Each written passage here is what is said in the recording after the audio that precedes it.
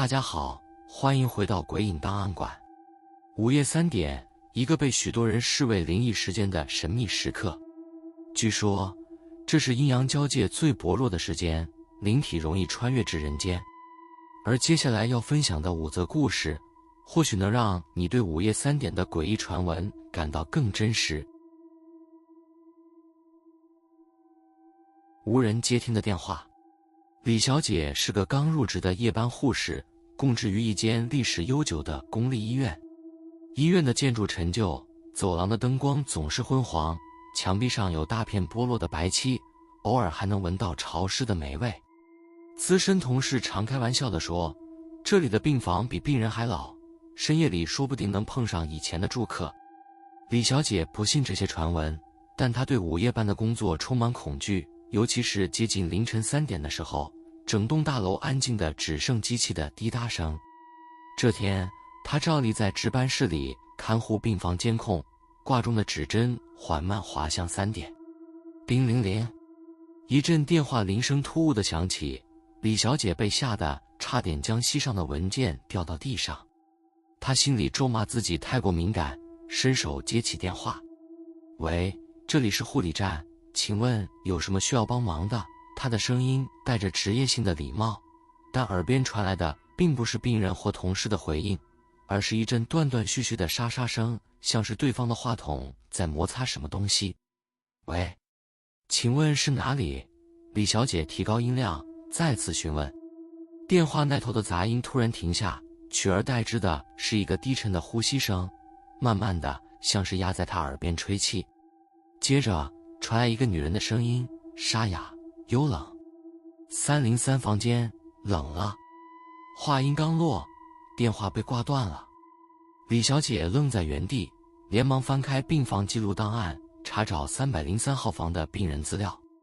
她发现这个病房只住着一位老人，昨晚刚完成手术，目前情况稳定。为了以防万一，她还是决定去病房查看情况。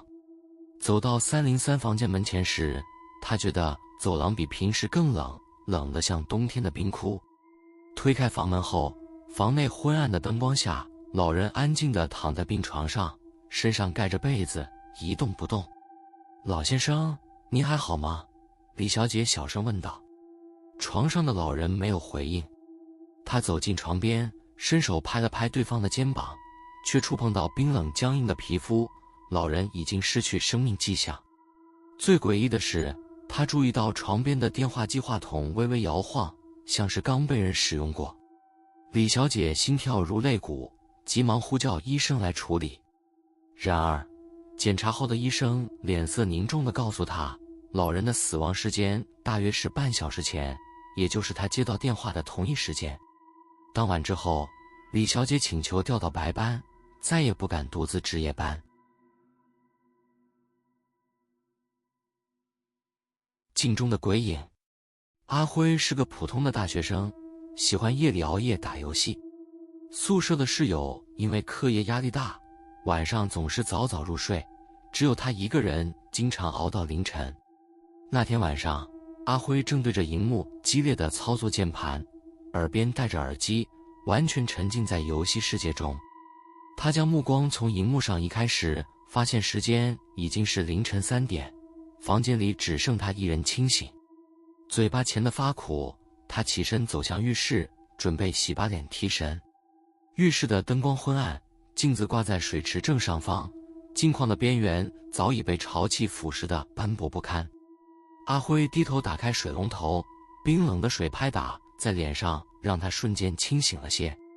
他随意甩了甩手上的水珠，抬头看向镜子，却被映出的景象吓得后退一步。镜子里，他的影像并不正常，不是模糊，也不是颠倒，而是动作慢了半拍。他亲眼看着镜子里的自己，先是呆呆地看着他，然后慢慢地露出一抹诡异的笑容，嘴角越拉越高，直到完全不符合正常人类的脸部结构。神，什么鬼？阿辉想逃出浴室，却发现自己像被定住了一样，双脚无法移动。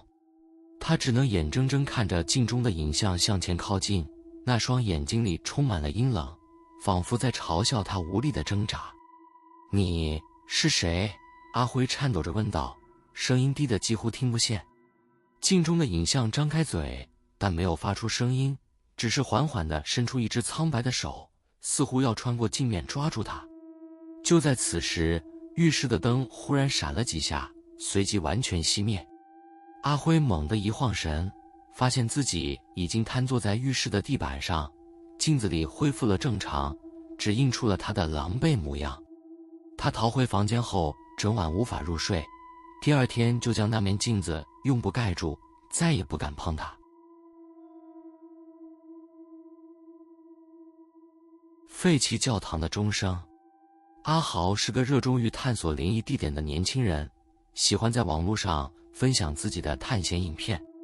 他听说市郊有一座废弃的教堂，据说午夜3点时会响起诡异的钟声，吸引了不少人前来探险。那天，他和2个朋友带着手电筒和摄影设备，一起闯入了这座教堂。教堂破败不堪，彩色玻璃早已碎裂，墙壁上覆满青苔，空气中弥漫着浓浓的霉味。时间接近午夜3点时，阿豪的朋友笑着问：“钟声真的会响吗？这种都市传说不过是唬人的吧？”阿豪正准备回应，教堂的上方忽然传来悠长而低沉的钟声，咚咚，声音如同穿越时空一般，带着一种深入骨髓的寒意。3人抬头看向钟楼，却发现那里的钟早已被拆除，钟声不知从何而来。阿豪掏出摄影机开始拍摄，但镜头里的画面不知为何模糊不清，就像被某种力量干扰了一样。走吧，这地方不对劲，其中一位朋友说。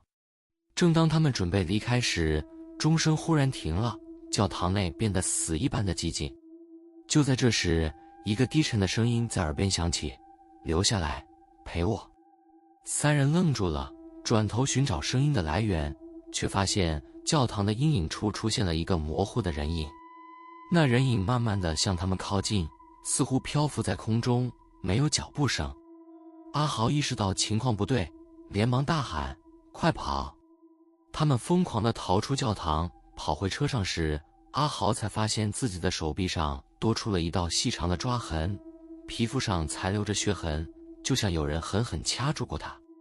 事后，阿豪查阅资料，发现这座教堂曾是某个邪教组织的聚集地，据说有数十人死于一场仪式。至于钟声的来源，他始终无法解释。地铁站的空车厢。阿成是一名普通的上班族，平日过着按部就班的生活，但他的下班时间却十分不固定。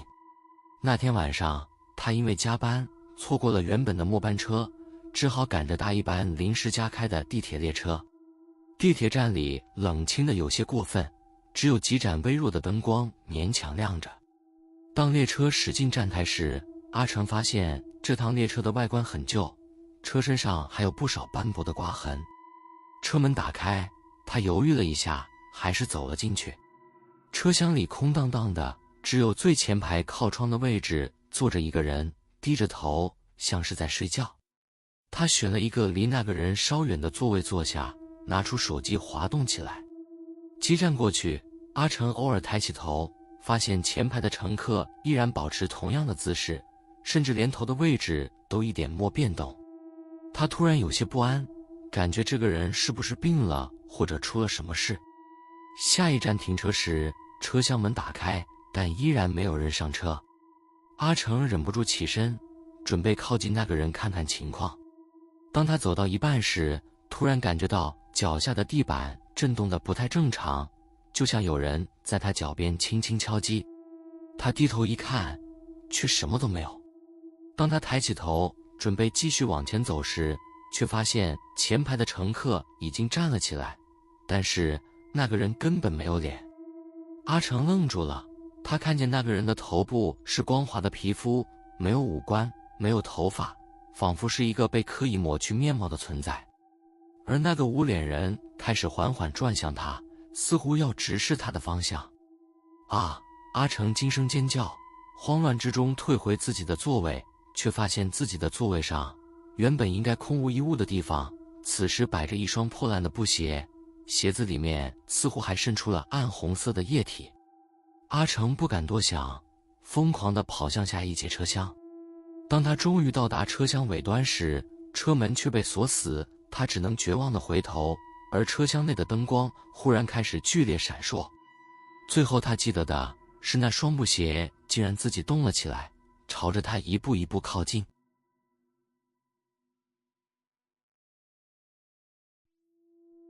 午夜的招魂灯。阿美是一名拍摄灵异题材的 YouTuber。某天，她在网友的推荐下，决定前往一条老街取材。这条老街在几十年前曾是繁荣的商业区，但后来因多次火灾而被废弃。据说，午夜3点时，这里的灯笼会自行点亮，吸引迷路的灵魂。阿美特意选择凌晨时分，带着摄影器材来到老街。街道两旁的房屋破败不堪，墙壁上布满了青苔与黑色的熏痕。他在街头架好相机，调整角度，试图捕捉整条街的全景。时间一分一秒的流逝，当手机上的时间显示为3点时，阿美突然注意到街道中央多了一盏昏黄的灯笼。灯笼微微晃动，仿佛被什么东西提着，但周围却没有任何人影。他试着用相机拍摄灯笼，但拍完后回放时却发现画面中多出了一个人影，一个穿着老式长袍的女人，低着头站在灯笼旁边，头发垂落在脸上，看不清容貌。阿美毛骨悚然，立刻用肉眼去看灯笼，却发现那女人的影像真的存在，甚至缓缓朝她的方向移动过来。她吓得拔腿狂奔，手中的相机差点掉落。跑出老街后，阿美喘着气停下来，心里庆幸自己逃了出来。她压下恐惧，打开相机查看刚才拍的照片，却发现最后一张照片里那个女人的影像已经站到了她的背后，一只苍白的手正伸向她的肩膀。午夜3点总是被认为是灵异事件的高峰期，这些故事是否真实，或许我们无法证明，但它们无疑唤起了人类对未知的本能恐惧。当下一次时间接近凌晨3点时，你敢不敢直视窗外，看看黑暗中是否有什么在注视着你？喜欢这类型的故事的话，记得点赞、订阅鬼影档案馆，开启小铃铛，才不会错过每晚间的恐怖小故事。我是鬼影，我们下次见。